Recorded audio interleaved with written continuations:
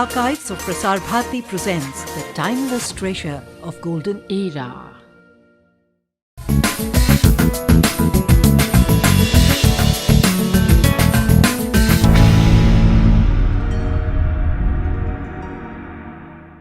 Hello and a warm welcome to yet another edition of The Talking Tales, and it's a privilege and a pleasure to welcome Radhika Jha to the show.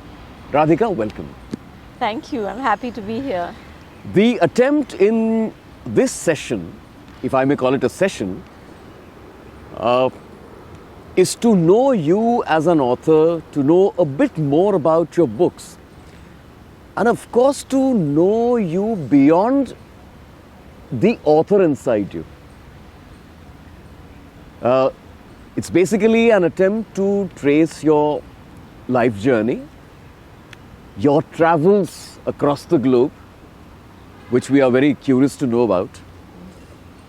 But first of all, before I approach your books, your writing, your travels, I'd like you to begin with a brief introduction of your geographical self. Well, that's very confusing because my mother is from Kerala, my father from Bihar. They met in Delhi. I was born in Delhi and lived actually the first 11 years of my life in Bombay. So was he in the army or the navy or something? No, he was a journalist, my father. Okay. And then after that, we moved back to Delhi, and then I went to Himachal Pradesh, and I was in boarding school.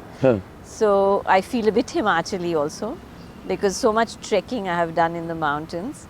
And so it's in an odd sort of way, Delhi has actually not been home for me. It's always been a place I kind of came to for a short while and left again.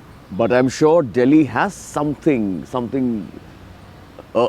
mysterious aura that keeps drawing you towards herself.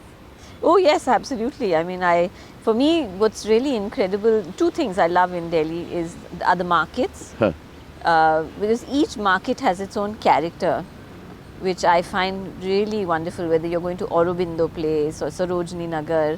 Then I love the night markets, the melas that take place at night in different areas. That's also something I find wonderful, Malviya Nagar mein, and then further out towards Tughlakabad, you have these big melas. So those I love, those are the things I love. And then of course the history of Delhi is fantastic. Did writing happen all of a sudden? One day you were in college and you felt the inner urge to express something to, or maybe somebody special, and then a pen went to paper and a writer was born? What was it? No, nothing like that. It was born out of illness actually. Because I had, I used to write in school, but I never wanted to be a writer. I wanted to change society. I was always interested in social development. I studied anthropology and political science. Those were my subjects in university. And was it Delhi University? No, actually, I got a scholarship and I went to the US. I was at Amherst College. And then after that, I came back to India. Actually, no, I worked for a while in Geneva in the UN. And then I said, no, if you've got to do development, you have to do it here. So that's when I came back to Delhi. And I started working at the Rajiv Gandhi Foundation, looking after a project which was to help children whose parents had been killed in terrorist encounters and bombs and stuff like that. So, but I never planned to write that. I got appendicitis and I had an emergency kind of situation because it had started to rupture while I was waiting in the anteroom of the operation theatre. And so as a result, after that I was very weak, and for a couple of months I was in bed, doused with antibiotics to try to clear away all the stuff. And that's when I started writing, because there was nothing to watch in those days. There was only 2 programs on TV. There was Bold and Beautiful and one more, I can't remember the name. And I found it so awful and so boring. And my father said, look, why don't you try writing? Take any story, take any idea and just see how far you can go with it. I think Dynasty also was a contemporary show. I think that was the Dynasty. That's right. He's too awful. Being a boy, I used to take, I don't know, vicarious pleasure in watching, if I remember correctly, Baywatch was also a contemporary in those days. That came after my appendicitis. Okay. Now, coming to your books, should I touch upon the trilogy first, or is there something else that you would like to mention in terms of your formal writing? The Tokyo trilogy, or is there something that happened before this? There was. I mean, there was. This is the book. Hidden Forest is my 5th book, and the books before this was Smell, which won the prize, and then The Elephant and the Maruti, which is a collection of short stories and long short stories and novellas, and Lanterns on Their Horns, which was sort of my great rural Indian. All my social work, kind of in a sense, came in that. Have you had exposure to rural India as well? I have. Okay. Kerala or? No, actually Bihar, because my okay. father would take me home to the village during the holidays, but not that often. I only went, I think, 3 times altogether. But it really marked me, especially the last few times when I was older. You know, the last time I went, I was 17, just before I went to America. And so I remember that last time it really marked me because I was an adult. I was seeing it differently. And then afterwards, when I was working in the field, you know, of going through especially with my projects, I was in Karimnagar, I was in all kinds of places. And then, so I spent a lot of time and then researching that Lanterns on Their Horns book, which is about cows and about suicide in rural areas. And I was very involved at that time, just going and being in a place and living there. I always do a lot of research in that sense. But then that got cut because I got married. Okay. And I got married to my husband, who's from Luxembourg. He was a diplomat in Delhi. And we met and got married, sort of by accident. Okay. And then my life changed, and I wasn't sure whether I was going to be able to write, because until that point, in a way, most of my stuff was based or had at least something to do with India. And then suddenly I was picked up and thrown into Japan. And for the first 3 years... that's how the Tokyo trilogy happened. Yes. But Japan really marked me, because when I went there, I was amazed by how different it was. It was almost like the opposite of India. And I mean, being a diplomat's wife, it offers you certain privileges as well. Was Japanese literature and the exposure to it one of those privileges? Well, actually, when I was there, I began a group.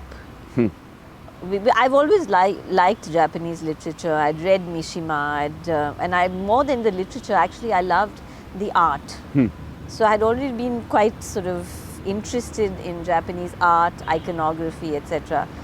And then when I went to Japan, I formed a group. I decided that the only way, because Japanese society is quite closed, and I was learning the language, but it's a difficult language.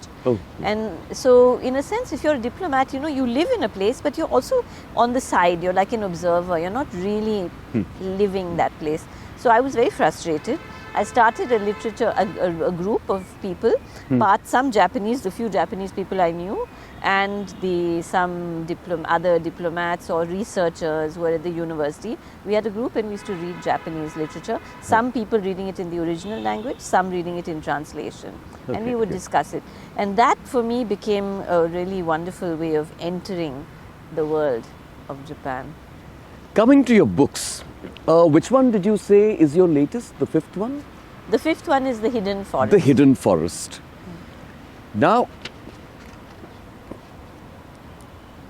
the story of Kosuke, what I've noticed in all your books is a certain, entry into a dark zone of sorts.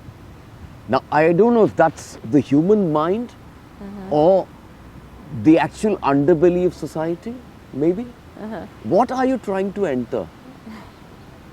It's very gripping. I mean, it has a cinema-like quality. But what is the core area that you are trying to enter into?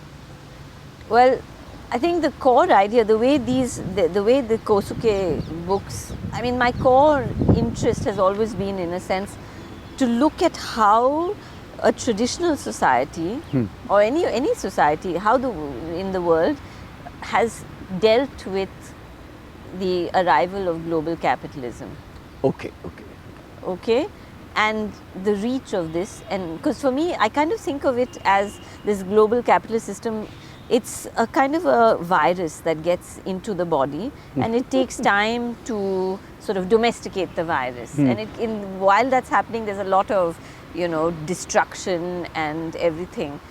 And but eventually, the virus and the host body, manage somehow to live together. But in the process, both change. So when I was in Japan, what I realized what gave me the courage, I should say, to write books like this where there are no Indian characters.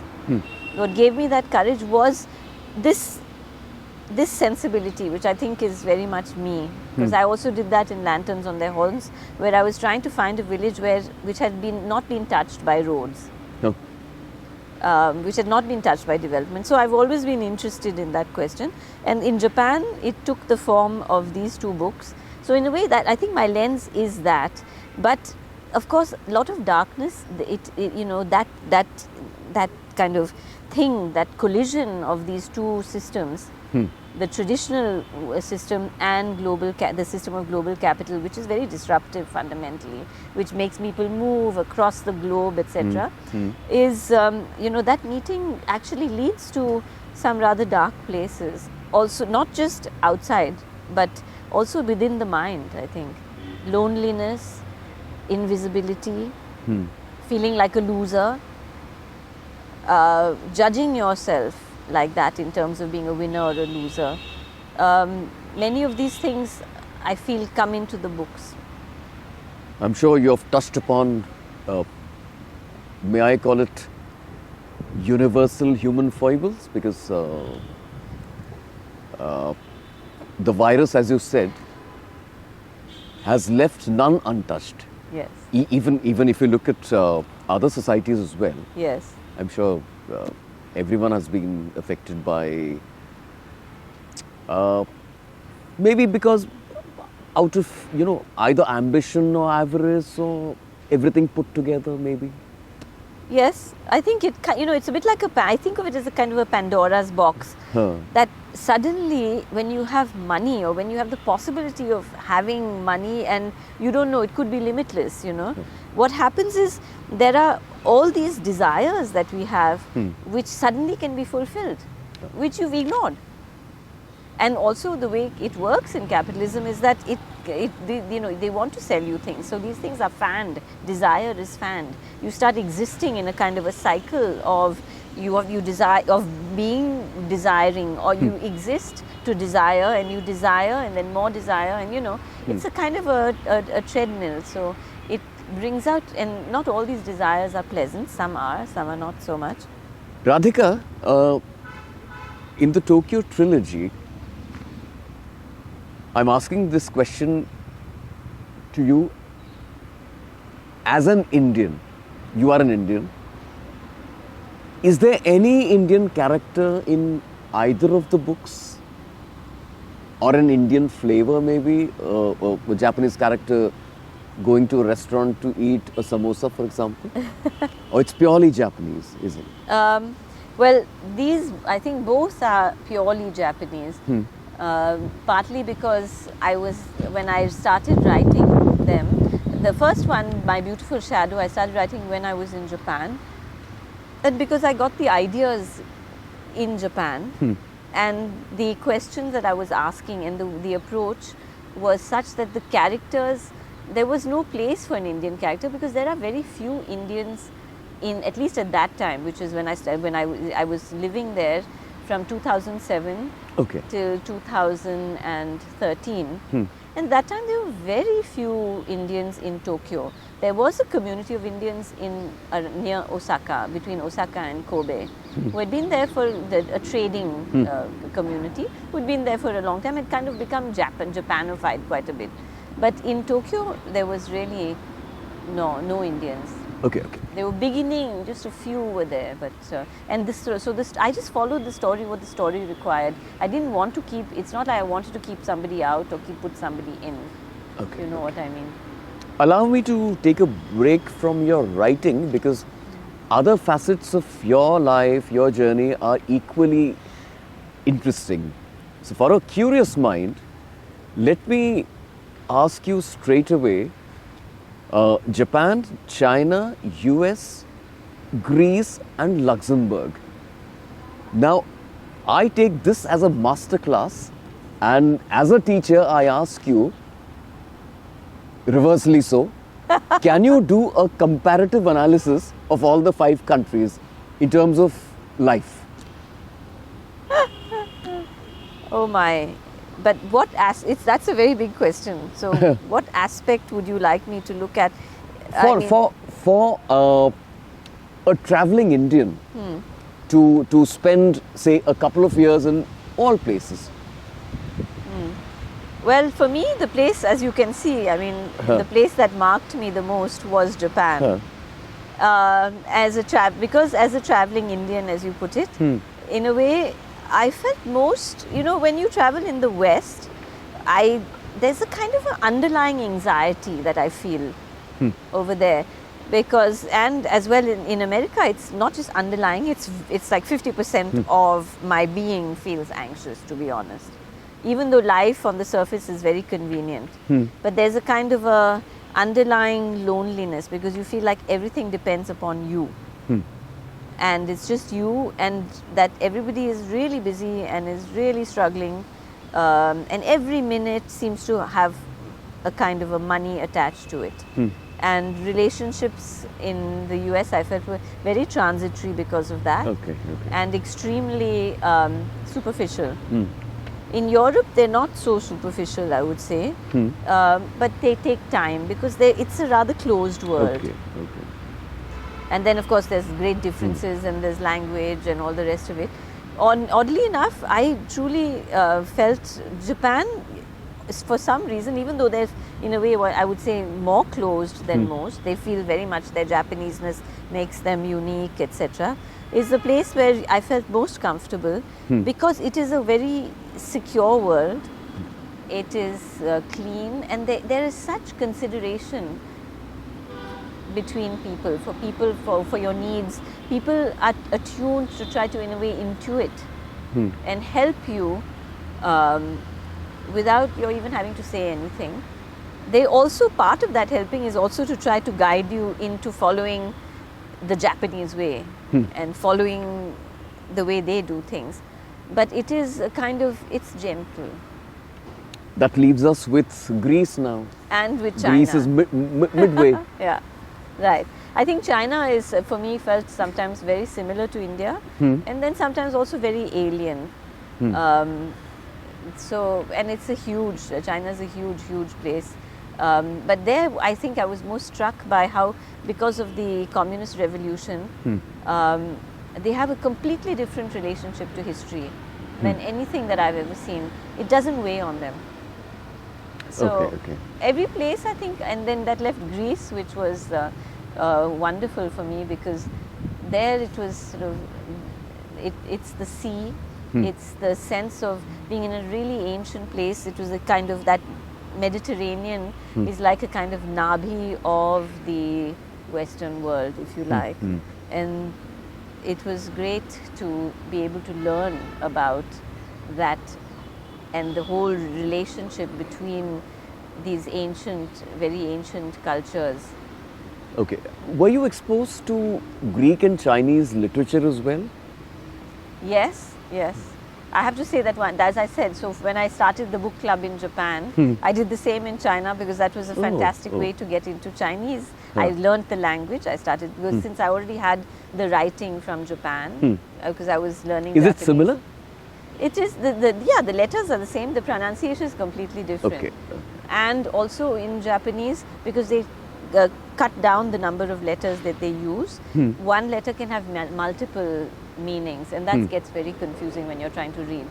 But in China, you don't have that. You just have many letters. But then learning them all is an issue. Radhika, coming back to your books once again, the first thing that strikes the reader is the way you have titled them. Now, who would have expected?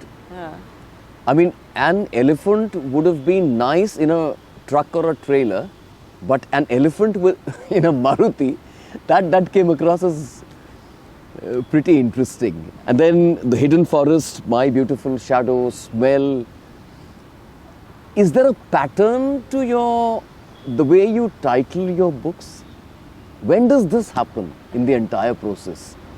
You begin with a title, or after the book is completed, then suddenly one day you wake up and say, yes, this is the title?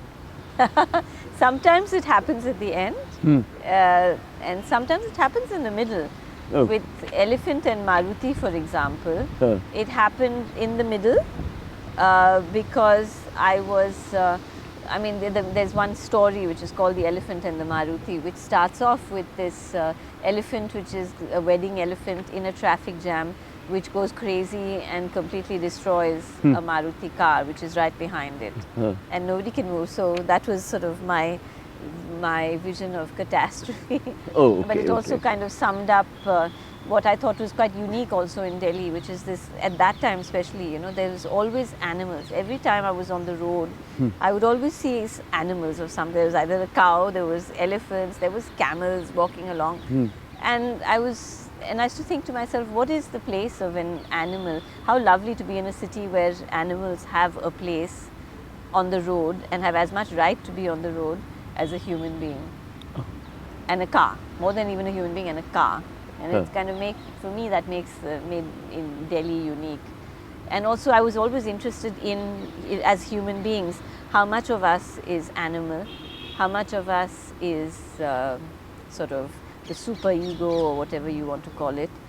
And so in a sense, and how much of us is made up of just all the social customs, which I kind of think are almost like machine-like, the things that you've learned, your learned knowledge. So in a way it was sort of symbolic. So the titles are often for me symbolic. Smell came to me right from the beginning, actually, when I got my main character, Leela. And also because in Smell, of course, the title is totally symbolic, because it is about, I use it as a symbol for immigration. Because you see, immigrants are always in a sense characterized as being other, because there you say, oh, those people, those Italians in New York, they used to say Italians smell bad. And at the same time, one thing that you cannot put a frontier on, that you cannot stop, is a scent, a smell. You can't you can't stop. There are no borders. These are things without borders, smells. So therefore, it was totally symbolic. So that was kind of the key idea. There's always an idea for me in a book. So, and that somehow always comes out in the title. Your subjects, Radhika, or your topics are now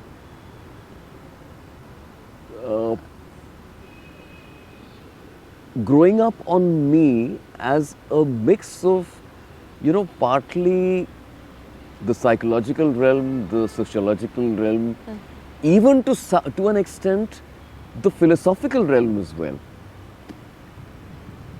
Absolutely. Coming to the structure of your collections or compilations, you once mentioned short stories and novellas. Now, for the uninitiated, how different is a short story from a novella? Is it very different structure-wise? I think so, yes, definitely. The novella is for me, the most confusing because, and the most difficult, because you see, in a novella, you have to kind of have that intensity of somebody at Jaipur Lit Fest. There was a writer of short stories who described it as an arrow fly. A short story is like an arrow in flight. Huh. So it's, you know, it never stops. You can't it doesn't let go of you. Whereas in a novella, it's longer because you're describing a development, but not in a single moment, in a sense, in a single flash. There is a longer thing, but at the same time you have to keep the tension of the short story. Okay. So it's, for me, I would say that's actually a really tough one to get right. You mentioned the literature festival. Have you been traveling around in terms of, as part of literary festivals? Well, actually, no, this is the first time. This is my first time doing that. So I only went to two. I just went to the Literary Fest in Hyderabad and in Jaipur. What was your experience there? I mean, meeting like-minded people and even curious readers who might want to ask you a question or two, and how was the experience? Well, I was kind of surprised because I thought, Japan, would there really be interest in Japan? And to be honest, at the festivals, I think I was always a little bit of a kind of a outlier. But in bookshops, I see huge shelves dedicated to books on Japan. So I think there's a bit of a dichotomy there. But what I did find fascinating is how different each festival, the two festivals that I went to, were from each other. Because in the Jaipur one, it was really so much more about history. There was and also there was it was history, but also India's place within the globe, in a sense, which I found fascinating. There was a lot on the Middle East. I learned a lot about the Arab world. So that was fascinating for me. And the Hyderabad one was really very interesting because they had some very interesting stuff, a lot of LGBTQ writers, and there was a whole section on the arts and people who were in the arts who were writing, taking to write books about the dance. And since I'm a dancer also, it was an Odissi dancer, so that was also for me very fascinating. Oh, and the relations. That's one aspect I completely forgot to ask you about. But just after one question on the Tokyo trilogy, we'll like to explore that aspect also. Coming back to the Tokyo trilogy, I'm sure when you were in Japan and all the three books were ready, one after the other. But the third one is not ready yet. Okay. It's still, it's barely begun actually. Which one? My number 3 of it. It's number 2 only. Only two have been finished. Okay. So, when we look at Japanese readers, now since it's a reflection on Japanese social mores, what was their reaction to an Indian peeping into their society in terms of books? Well, I don't think they like it. They don't take kindly to that. And of course, I understand. It's because they have created, after the Second World War, they've created a certain identity for themselves, which is at one level strong, but at another level fragile. There was one editor who read My Beautiful Shadow, and there's a section in the book where she's got married and she's had her child, and she's living in the suburbs, and she's a suburban wife, and somebody actually looks in her garbage bins and says, "Oh, you've been shopping a lot," and she doesn't know how to reply. So he was asking me, he says, do those things really happen? And yes, because I've actually heard conversations, and I've been told, friends of mine feeling very angry because somebody had commented about their garbage. So it was not unusual. Odissi as a dance form. I was trying to put two and two together. First my mind veered towards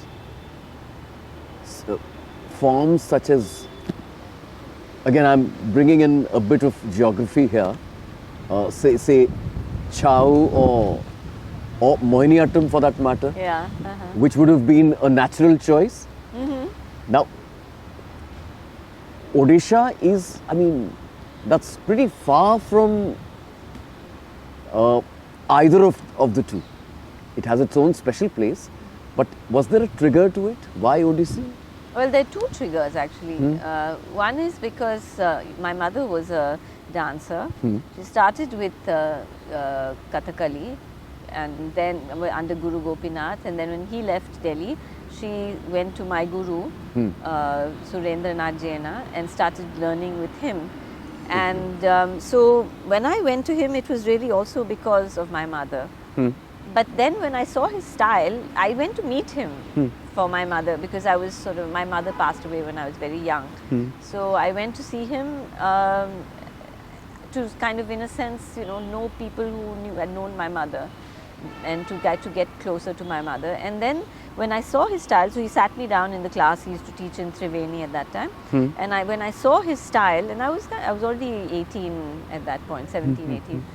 Saw the style, because his style of Odissi is very unusual. It's very difficult to do, because it's really making the sculptures move.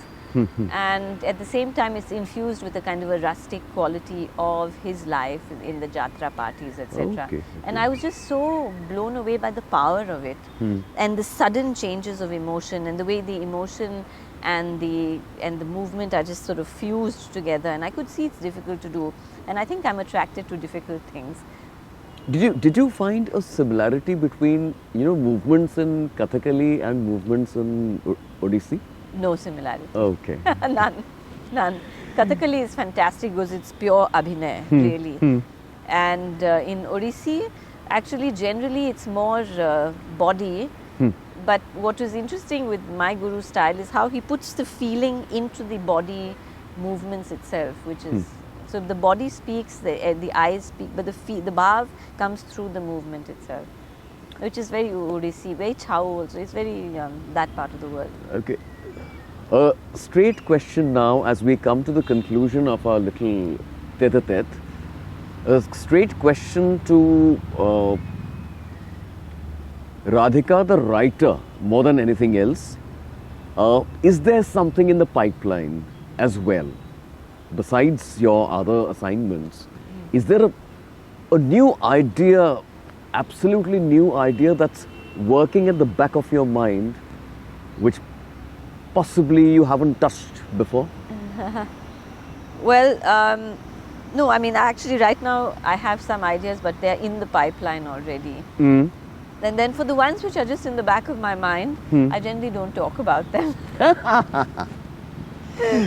They have to come from the back to the front.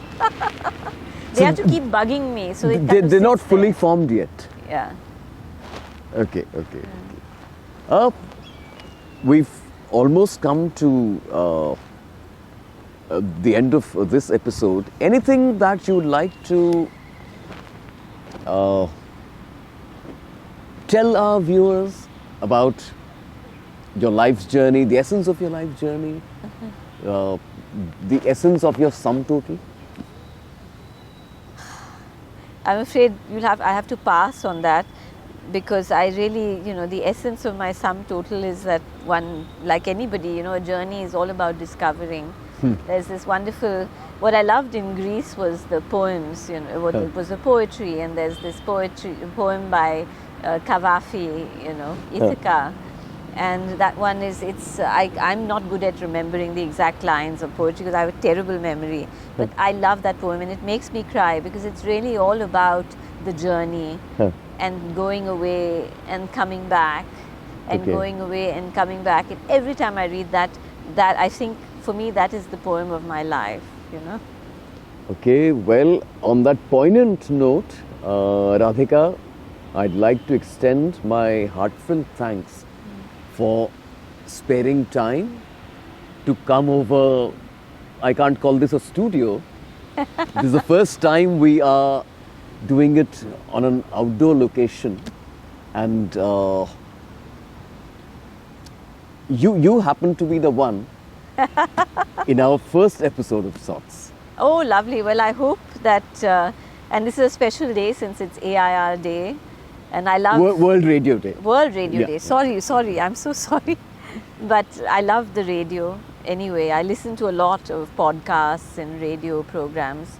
And so I wish you all the best, and I'm looking forward to hearing all your other episodes. Thank you very much. You can tune into our YouTube channel. And let me wind up by expressing a wish. Along with prose, may the Almighty inspire you to dabble into poetry as well, if you're not already into it. Thank you very much. Thank you so much. Thank you.